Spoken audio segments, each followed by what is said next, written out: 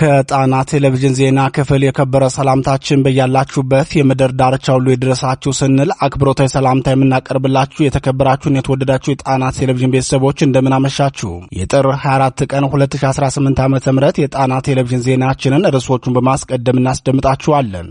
ቋራ ላይ ፋኖ ድርብ ድል ተቀዳጅቷል። ለመሆኑ በቋራ ፋኖ የተቀዳጀው ድርብ ድል ምን ይመስላል? በጎጃም ፋኖን የተቀላቀሉት የብልጽግና ሰራዊት አባላትም የሰራዊቱንና የሥርዓቱን ገመና አጋልጠዋል።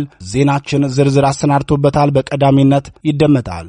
የብልጽግናው አየር ወለድ ኮማንዶ ሰራዊት ፋኖን ከባ ውስጥ አስገባለሁ ብሎ ሲወጣ ፋኖ ቀድሞ ከባ ውስጥ አስገብቶ ተገቢውን ወታደራዊ ቅጣት ሲቀጣው ውሏል። የሰዓቱ ዜናችን ዝርዝር ያሰናዳበት መረጃችን ነው፣ ይደመጣል። የባዲ ሚልሻ እርስ በርሱ ታክሱ ተገዳድሏል። ከእርስ በርስ ተኩስ ይልቅ ምክንያታቸውና በትዝብት ሲመለከት የነበረው የብልጽግናው ሰራዊት ድርጊት ለአካባቢው ሰው ግርም ተፈጥሯል። በሰዓቱ ዜናችን የምናስደምጣችሁ ሌላው የሰዓቱ መረጃችን ነው።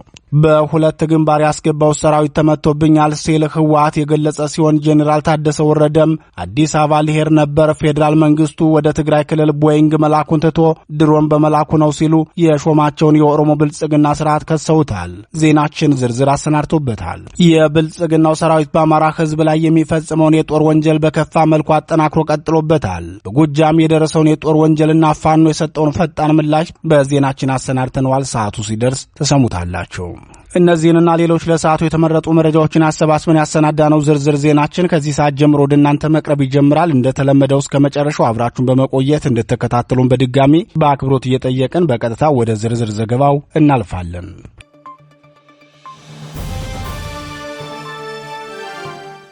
የባዲ ሚልሻ እርስ በርሱ ተገዳደለ። በአማራ ህዝብ ላይ የኦሮሞ ብልጽግና የከፈተውን የዘር ማጥፋት ጦርነት በሁሉም መንገድ ተባባሪና የህዝብ ጠላት የሆነው የባዲን ስርዓት ለዘረፈጅ ጦርነት ያሰማራው የሚልሻ ሰራዊቱ እርስ በርሱ መገዳደሉን የጣና ቴሌቪዥን ምንጮች ገለጹ። በጎንደር ጠቅላይ ግዛት ራስ ጋይንት አውራጃ የተሰማራው የብልጽግናው ሚልሻ በትናንትናው ዕለት ሽጥ በተባለ ቦታ እርስ በርሱ ተኩስ ከፍቶ መገዳደሉን የገለጹት ምንጮቻችን የሚልሻዎቹ የእርስ በርስ ተኩስ ምክንያቱ አበልና የግዳይ ስምሪት ቀጠና ነው ብለዋል። የሁለት ወረዳ ሚልሻ መዋቅር ሽጥ በተባለ ቦታ ላይ በከፈቱት የእርስ በርስ ተኩስ 5 የሚልሻ አባላት ወዲያውኑ ሲሞቱ ከ15 በላይ ደግሞ ጉዳት ደርሶባቸው ወደ ነፋስ መውጫ ሆስፒታል መግባታቸውን ምንጮቻችን ጨምረው ተናግረዋል። የሁለቱም ወረዳ የሚልሻ አባላቱ እኛ ከፍተኛ የጠላት ኃይል በሰፈረበት ቀጠና እየተመደብን እነሱን ግን በነጻ ቀጠና ሁልጊዜ የሚመደቡት በምን ምክንያት ነው? ለእነሱ የሚሰጣቸው አበል ብዙ ነው፣ የእኛ ግን ደሞዛችን እንኳን በጊዜ እየደረሰን አይደለም የሚል ቅሬታ በአንደኛው ወረዳ ሚልሻዎች በኩል በተደጋጋሚ ሲነሳ መቆየቱን የሚናገሩት ምንጮቻችን አክለውም የመጨረሻ የእርስ በርስ መታኮሳቸው ምክንያት ግን በቅርቡ እጅ የሰጡ የፋኖ አባላት ያስረከቡት ዘመናዊ መሳሪያ ነው። የእኛን የቃታ መሳሪያ በአዲሱ የፋኖ ዘመናዊ መሳሪያ ይቀይሩልን የሚል ጥያቄ በማንሳታቸው ነው። ሆኖም በአካባቢው የሰፈረው የመንግስት መከላከያ ኃይል የፋኖ መሳሪያ ለፌዴራል መንግስት ወይም ለክልሉ መንግስት የመሳሪያ ግምጃ ቤት ነው ገቢ የሚደረገው እንጂ ለሚልሻ አስረክቡ አልተባልንም ብሎ ምላሽ ሰጥቶ ነበር። ሆኖም የአንደኛው ወረዳ ሚልሻ አባላት ፋኖ ለመንግስት ካስረክበው ዘመናዊ መሳሪያ ላይ ተሰጥቷቸው ሲታጠቁት የሌላው ወረዳ ሚልሻ እኛን ከልክለው ለእነሱ ለምን ተሰጣቸው በሚል ምክንያት ነው የተዋጉት ብለዋል። በዚህ ምክንያት የተከፈተው የእርስ በርስ ተኩስ ለሰዓታት ከዘለቀ በኋላ በመሃል የብልጽግናው መከላከያ አባላት ገብተው ሊያስቆሙት እንደቻሉ የገለጹት ምንጮቻችን የመከላከያ አባላቱ በሚልሻ አባላቱ መካከል የተነሳውን የእርስ በርስ ተኩስ ያስቆሙት የፋኖ እንቅስቃሴ ወደ እነሱ እየቀረበ መሆኑን ሲሰሙ ነው። የፋኖ እንቅስቃሴ ባይኖር ኑሮ ሁሉም ሚልሻ እርስ በርሱ እስኪጫረስ ድረስ ቆመው ነበር የሚጠብቁት ሲሉ ተናግረዋል።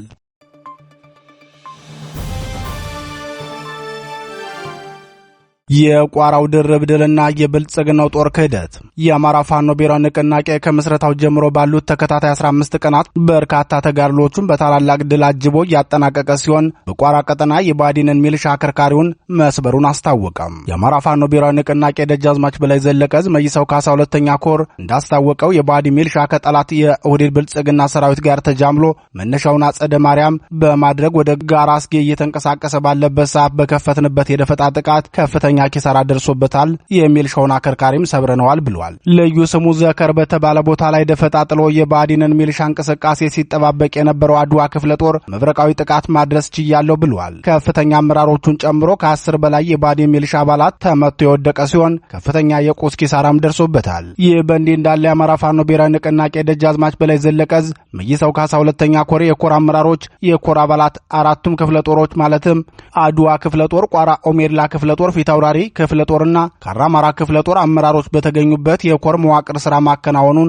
አስታውቋል። ሰፊ ጊዜን የወሰደውና በአርበኛ ዮሐንስ ንጉሱ ሰብሳቢነት የተከናወነው የኮሩ የአደረጃጀት መዋቅር ለ5 ቀናት በተካሄደው ስብሰባ የኮሩ መሪዎችን ሰይሞ የኮር ሪፎርም ማከናወን ችሏል። ለ5 ተከታታይ ቀናት ብርቱ ውይይትና ግምገማ ካካሄደ በኋላ የታጋዩን አቅምና ዕውቀትን ባማከለ መልኩ የመይሰው ካሳ ሁለተኛ ኮር በተሻለና ግልጽ በሆነ መንገድ ኃላፊነት የሚሰማቸውን በየመክሊታቸውና በስራ አፈጻጸማቸው ነባር የኮር አመራርንና የአራቱን ክፍለ ጦሮች አመራሮች በማወዳደር የኮሩን ሪፎርም መስራት ተችሏል ሲል የደጃዝማች በላይ ዘለቀዝ የህዝብ ግንኙነት ኃላፊና የኮሩ ሪፎርም ሰብሳቢ አርበኛ ዮሐንስ ንጉሱ ለጣና ቴሌቪዥን በላከው መረጃ አስታውቋል።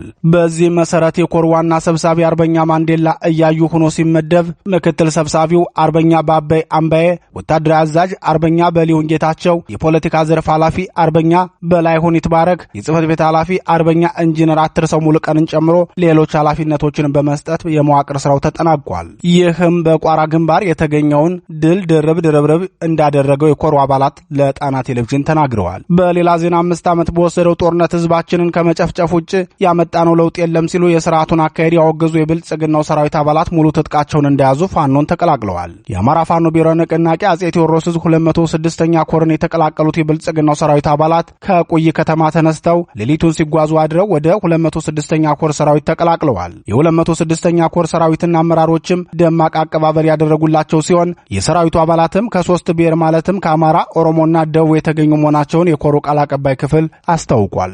የብልጽግናው ሰራዊት የ6ኛ እዝ 52ኛ ክፍለ ጦር 1ኛ ሬጅመንት 33ኛ ሻምበል የአንድ ሙሉ ቲም አዛዥ የነበረውን ወታደር በረከት ዘመቻን ጨምሮ በስሩ ያሉትን ተካሌ ብርሃኑን፣ ሙራድ ኢሳ ዳውድና ይማር ጀማል የተባሉ አባላቱን አስከትሎ ስርዓቱን ለቆ በመውጣት በዛሬው ዕለት 206ኛ ኮር 24ኛ ክፍለ ጦርን ተቀላቅሏል ሲል የ206ኛ ኮር ቃል አቀባይ ክፍል ያደረሰን መረጃ ያመላክታል። ወታደር በረከት ዘመቻ የብልጽግናው ሰራዊት አባል በመሆን ህወሓት የከፈተውን የ2013 ዓ.ም ጦርነት በተለያዩ ውጊያዎች በመሳተፍ በርካታ ወንድሞቹን በየጥሻው መቅበሩንና እሱም በታምር መትረፉን ገልጾ የስርዓቱ ፕሮፓጋንዳ ተለዋዋጭነትና ሀገሪቱንም ወደ ውጥንቅጥ እየወሰዳት መሆኑን ተናግሯል። ወታደሩ አስተያየቱን ሲቀጥልም በአማራ ህዝብ ላይ የሚደረገውን የዘር ማጽዳት መንግስታዊ ዘመቻ በተለያዩ የጎጃም አካባቢዎች ሲፈጸም መመልከቱን ይናገራል። ስርዓቱ በኃይልና በግዳጅ አፍሶ ካመጣቸው የሰራዊቱ አባላት መካከልም 8 አባላትን ሲመራ የነበረው የቲም መሪው ሰራዊቱ ምንም የመዋጋት ፍላጎት የሌለውና የተሰላቸ በመሆኑ በየጊዜው ጠፍተው የተረፉ 3 አባላቱን ይዞ በመውጣት ትግሉን መቀላቀሉን ገልጿል።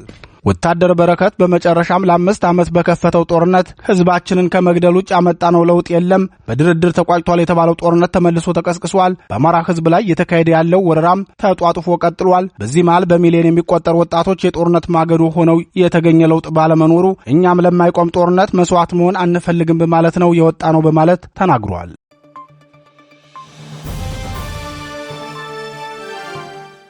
ለከበባ የገባው የብልጽግና ኮማንዶ በፋኖ ተመታ። የብልጽግናው አየር ወለድ ኮማንዶ ሰራዊት በሸዋ ጠቅላይ ግዛት መራቤቴ አውራጃ የፋኖን ሰራዊት ከበባ ውስጥ አስገብቶ ለመምታት ያደረገው እቅዱ በፋኖ ብርቱ ክንድ ሊከሽፍበት ችሏል። የብልጽግናው አየር ወለድ ኮማንዶ የአማራ ፋኖ ብሔራዊ ንቅናቄ ሸዋ ጠቅላይ ግዛት እዝ አጼ ዳዊት ክፍለ ጦርን በከበባ ለመምታት በርካታ ሰራዊት ይዞ ተንቀሳቅሶ ነበር። ሆኖም ይህን የብልጽግናውን 101ኛ አየር ወለድ ኮማንዶ ሰራዊት እንቅስቃሴ በሚገባ የተከታተለው የአማራ ፋኖ ሸዋ ጠቅላይ ግዛት እዝ አጼ አምደ ጽዮን ኮር አጼ ዳዊት ክፍለ ጦር በውስን የሻለቃ አባላቱ ብርታት ከበባውን ሰብሮ መውጣት መቻሉን የኮር ሚዲያና ኮሙኒኬሽን ክፍል ተናግሯል። የአጼ አምደ ጽዮን ኮር ሚዲያና ኮሙኒኬሽን ክፍል መረጃውን ሲቀጥልም በሸዋ መራቤቴ ቀጠና በዛሬው ዕለት ከረፋዱ 3 ሰዓት ተኩል እስከ እኩለ ቀን 7 ሰዓት ድረስ በተደረገ የተቀናጀ ውጊያ የአማራ ፋኖ ብሔራዊ ንቅናቄ ሸዋ ጠቅላይ ግዛት እዝ አጼ አምደ ጽዮን ኮር ከአጼ ዳዊት ክፍለ ጦር የተውጣጡ 2 ሻለቆች በብልጽግናው ሰራዊት ላይ ድል ተቀዳጅተዋል ብለዋል። የብልጽግናው የአየር ወለድ ክፍለ ጦር መነሻውን ከሬማ ከተማ በማድረግ ወደ ገጠራማው መጂድ ቀበሌ ነበር የተንቀሳቀሰው። ይህን እንቅስቃሴ የተረዳው የአጼ ዳዊት ክፍለ ጦር ከበባ ውስጥ አስገብቶ በርካታ ሰራዊቱ ሙትና ቆስለኛ አድርጎበት ጠላት ወደ መጣበት ሬማ ከተማ እግሬ አውጭኝ ብሎ እንዲመለስ አስገድዶታል ሲል ተናግሯል። የአማራ ፋኖ ብሔራዊ ንቅናቄ ሸዋ ጠቅላይ ግዛት እዝ አጼ አምደ ጽዮን ኮር ሚዲያና ኮሙኒኬሽን ክፍል አክሎም ዛሬ ፋኖ የውጊያ የበላይነት በያዘበት አውደ ውጊያ 6 የብልጽግናው ወታደሮች ሕይወታቸው ሲያልፍ በርካቶችን በማቁሰል ታሪክ በመዳፋቸው እየጻፉ የሚገኙት የአጼ ዳዊት ክፍለ ጦር ጦር አስማረ ዳኛ አንደኛ ሻለቃና ቀስተ ንብ 3ኛ ሻለቃ የአንበሳውን ድርሻ ወስደዋል ሲል የገለጸ ሲሆን በመጨረሻም ፋኖ አሁንም ያለማቋረጥ ጥሪ እያቀረበ መሆኑን አስታውቋል። የፋኖን ጥሪ የገለጸው የኮር ሚዲያና ኮሚኒኬሽን ክፍል እስካሁን ድረስ በማወቅም ይሁን ባለማወቅ በአመሻሽ ዕድሜው ላይ ለሚገኘው የአማራን ህዝብ እየጨፈጨፈ ካለው የዘረኛው ብልጽግና ስርዓት ጎን ቆማችሁ ህዝባችሁን እየበደላችሁ ለምትገኙ የሚልሻ፣ የፖሊስ፣ የአድማ ብተና፣ የመከላከያና የፌዴራል ፖሊስ አባላት የአፋብን ሸዋ ጠቅላይ ግዛት እዝ ያቀረበላችሁን የመጨረሻ የምህረት ጥሪ ተቀብላችሁ ወደ ልጆቻችሁ በመምጣት ህዝባችንን በጋራ ነጻ እንድናወጣው ጥሪያችንን እናቀርባለን። እየመጣ ካለው ማዕበል ራሳችሁን በማዳን የምህረቱ ተጠቃሚ ትሆኑ ዘንድም በድጋሚ ወገናዊ ጥሪያችንን እናቀርባለን ብለዋል። በሁሉም አቅጣጫ የሚገኘው የአማራ ፋኖ አንድ ወጣት ታጋይ ድርጅት መፈጠሩን ተከትሎ ለሚልሻ፣ አድማ ብተና፣ የክልል የፌዴራልና ፖሊስ፣ ለመከላከያና ለካድሬዎች ጥሪ እያቀረበ ይገኛል። ይህን የፋኖ ጥሪ እስካሁን በደስታ ተቀብለው ወደ ፋኖ እየተቀላቀሉ ያሉት የብልጽግናው ሰራዊት አባላት ሲሆኑ እንደ ጣና ቴሌቪዥን ወታደራዊ ምንጮች መረጃ ባለፉት 15 ቀናት ብቻ 436 የብልጽግና ሰራዊት አባላት ሙሉ ትጥቃቸውን እንደያዙ ፋኖን ተቀላቅለዋል ሲሉ ተናግረዋል። ፋኖን ከተቀላቀሉት የብልጽግና ሰራዊት አባላት መካከል 22ቱ መስመራዊ መኮንኖች መሆናቸውን የሚናገሩት ወታደራዊ ምንጮቻችን ፋኖ አሁንም ጥሪውን ሳያቋርጥ ማቅረብ ይኖርበታል። ጥሪ ከማቅረብ ባለፈም ሲመጡ ተገቢውን አቀባበልና አያያዝ ማድረግ አለበት። ከዚህ በተጨማሪም የፖለቲካ ፕሮፓጋንዳ ሰለባ ከሚያደርጉት ማንኛውም እንቅስቃሴ በመታቀብና በጠላቶቹ ለሚቀርብበት ትችትም ሆነ አሻሚ ውሳኔዎች ፈጣን ምላሽ በመስጠት የህዝብን አመኔታ ማሳደግ ይኖርበታል ሲሉ ተናግረዋል።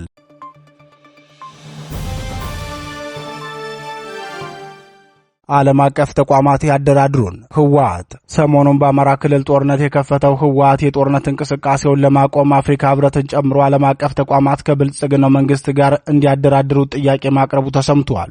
የክልሉ ጊዜያዊ አስተዳደሩ ፕሬዝዳንት ታደሰ ወረደ በበኩላቸው በሁለት አቅጣጫ ጦራችን ገብቶ ነበር፣ አሁን ግን እንዲመለስ አድርገናል ሲሉ ተናግረዋል።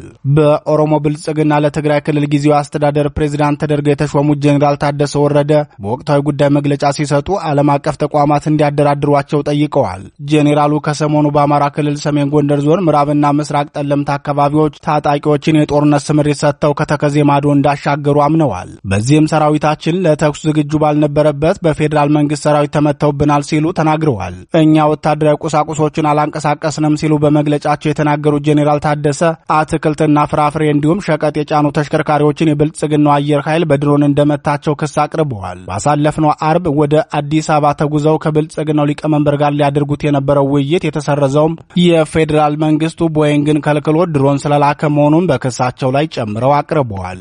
ጄኔራሉ ስለ ሰሞኑ ወታደራዊ እንቅስቃሴያቸው በሰጡት ማብራሪያ የመጀመሪያው ዓላማቸው ተፈናቃዮችን ወደ ቦታቸው ለመመለስ ሲሆን ሁለተኛው ዓላማችን ደግሞ ወሰናችንን ለማስመለስ ነው ሲሉ በህገወጥ መንገድ ይዘውት የነበረውንና አሁን ወደ ባለቤቱ የተመለሰውን ወልቃይትን እንደሚመኙ አልደበቁም። በትግራይ ክልል የብልጽግናው ሹም ጄኔራል ታደሰ ወረደም ሆኑ የህወሓት ወታደራዊና ፖለቲካዊ መሪዎች በተደጋጋሚ እንደገለጹት የጦርነቱ ዓላማ ወልቃይትን ማስመለስ ነው የሚል ነው። ህወሓት በዚህ ደረጃ የአማራ ርስቶችን ለመውረር አምኖ በተናገረበት ሁኔታ መዳረሻችን 4 ኪሎ እንጂ ወልቃይት አይደለም፣ ፋኖም አርፎ ይቀመጥ የሚሉ የአማራ ኤሊቶች ባሳለፍናቸው ቀናት በተደጋጋሚ ሲናገሩ ተሰምተዋል። ሆኖም የህወሓት ፍላጎት ምን እንደነበር ህወሓት ለአፍሪካ ህብረት በጻፈው የባካችሁ አደራዱኝ ተማጽኖ ደብዳቤም ሆነ የጄኔራል ታደሰ ወረደ መግለጫ በግልጽ አሳውቀዋል። ዛሬ በጠለምትና ወልቃይት አካባቢ ያለውን ወታደራዊ እንቅስቃሴ ለጣና ቴሌቪዥን የገለጹት ምንጮቻችን በበኩላቸው በጠለምት የገባው የህወሓት ታጣቂ ከፍተኛ ምት በማስተናገዱ ወደ ኋላ እንዳፈገፈገና ከትግራይ ክልል ይደረጉ የነበሩ ወታደራዊ እንቅስቃሴዎችን ባሉበት እንደቆሙ ተናግረዋል። ከወራት በፊት አዛዡ በብልጽግናው ሰራዊት በቁጥጥር ስር የዋለውና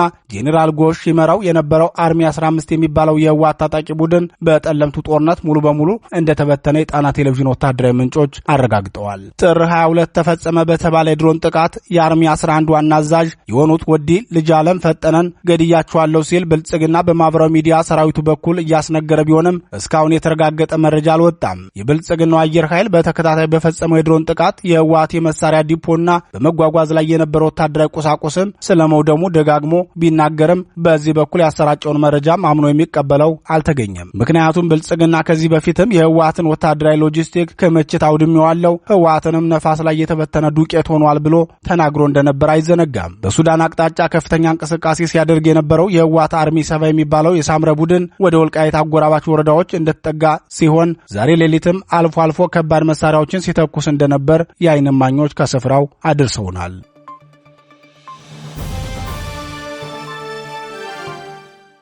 የብልጽግናው ሰራዊት የጦር ወንጀል በጎጃም በአማራ ህዝብ ላይ የዘር ማጥፋት ጦርነት የከፈተው የብልጽግናው ሰራዊት በትናንትናው ዕለት በጎጃም ጠቅላይ ግዛት አዴትና ሞጣ ቀጠና 12 ንጹሃንን በግፍ መግደሉ ታወቀ። የብልጽግናው ሰራዊት መነሻውን ከአዴት አስተሮዬና ከሞጣ ሁለት ጁነሴ ወረዳ በማድረግ ፋኖን ለመምታት ተንቀሳቅሶ የነበረ ቢሆንም የአዴት አስተሮዬ ማርያም ቤተክርስቲያንን በሞርተር ቅንቡላ ደብድቧል። የአዴት አስተሮዬ ከተማን ለመያዝ የተንቀሳቀሰው የብልጽግናው ሰራዊት በአካባቢው የሚገኙ ንጹሃን ላይ ኢላማ ያደረገ ጥቃት ከፍቷል ሲል የገለጸው የአማራ ፋኖ ብሔራዊ ንቅናቄ አጼ ቴዎድሮስ 201ኛ ኮር ህዝብ ግንኙነት ኃላፊ ፋኖ ሀብታሙ የሱፍ ጠላት በሁለት ዙ 23 እና በሞርተር ታጅቦ ነበር የተንቀሳቀሰው። ንጹሃንን ኢላማ ባደረገ መልኩ በሚያስወነጭፈው የጥይት አረርና የከባድ መሳሪያ ቅንቡላ ቤተክርስቲያኑ አቅራቢያ ቃጠሎ አስነስቷል። በዚህ ጊዜ ሰዓቱን ሊያጠፉ የወጡትን ሽማግሌ ሴቶችና ህጻናት ሳይቀር በግፍ ገድሏል ብሏል። ፋኖ ሀብታሙ የሱፍ አክሎም የአስተሮይ ማርያም ቤተክርስቲያን በጠላት የሞርተር ቅንቡላ ሳት ሲያጠፉ በግፍ የተገደሉ ንጹሃንን በስም ጠርቶ የግፏንን በደል ለጣና ቴሌቪዥን ተናግሯል። አቶ ማናለኝ ካሴ የ70 ዓመት ሽማግሌ፣ አቶ ተዋበ አበበ፣ መልካም አለነ፣ ወይዘሮ የማታ ድረስ ከነጻን ልጇ፣ ወይዘሮ ወርቅ ያበጀ ከልጅ ልጇ ጋር በብልጽግናው ሰራዊት በግፍ መገደላቸውን ፋኖ ሀብታሙ የሱፍ ተናግሯል። ከነዚህ ንጹሃን በግፍ መገደል በተጨማሪም ይሄው በአማራ ህዝብ ላይ የዘር ማጥፋት ጦርነት የከፈተውና ምንም አይነት የህዝብ ወገንተኝነት የማይሰማው የብልጽግናው ሰራዊት በዘፈቀደ በሚያስወነጭፈው የከባድ መሳሪያ ተኩስ አርብቶ አደሮች ከተወለዱበት ቀያ እንዳሉ መገደላቸውን የ201ኛ ኮር ህዝብ ግንኙነት ኃላፊ ገልጿል። በአዴት ወረዳ ውብ ቀንጭሬት በተባለ ቀበሌ 4 ንጹሃን አርብቶ አደሮች የብልጽግናው ሰራዊት በዘፈቀደ ባስወነጨፈው የከባድ መሳሪያ ቅንቡላ መገደላቸውን የገለጸው ፋኖ ሀብታሙ የሱፍ በጋራ ማዕድ ላይ ተቀምጠው ከነበሩ የአንድ ቤተሰብ አባላት መካከል 3ቱ በግፍ ተገድለዋል ብለዋል። ቄስ ቤዛ ላምረው ከነ ባለቤታቸው ወይዘሮ አታለል አለሙና ቅዱስ ቤዛ ከተባለው ልጃቸው ጋር በብልጽግናው የሞርተር ጥይት የተገደሉ የአንድ ቤተሰብ አባላት ሲሆኑ አቶ መልካሙ አክሊሉ የተባለ ሌላ ግለሰብም በተመሳሳይ በዚሁ መንገድ የተገደለ መሆኑን ለጣና ቴሌቪዥን የደረሰው መረጃ ያመላክታል።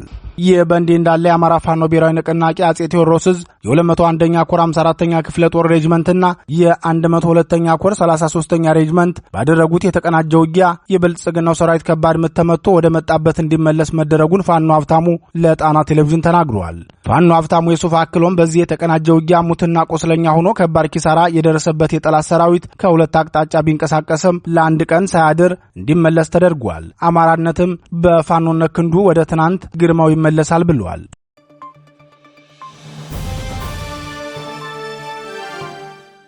ክቡራትና ክቡራን የጣና ቴሌቪዥን ደጋፊዎች የአማራ ህዝብን ትግል ማዕከል በማድረግ ውግንናውን ለአማራ ህዝብ ማዕከላዊ ኮዝ ዘላቂ ጥቅምና የተቆጠሩ ጥያቄዎች ያደረገው ጣና ቴሌቪዥን ትግሉ የገጠመውን የስትራቴጂክ አመራር ክፍተት እንዲሞላ ህዝባዊ መሰረቱን አስጠብቆ እንዲቀጥል በማድረግና ሚዛናዊ የመረጃ ተደራሽነትን በጥራት በፍጥነትና በታማኝነት እያቀረበ የሚገኘውን የጣና ቴሌቪዥንን ለመደገፍ በርካቶች በምን እንደግፍ የሚል ጥያቄ ስታቀርቡልን መቆየታችሁ ይታወቃል።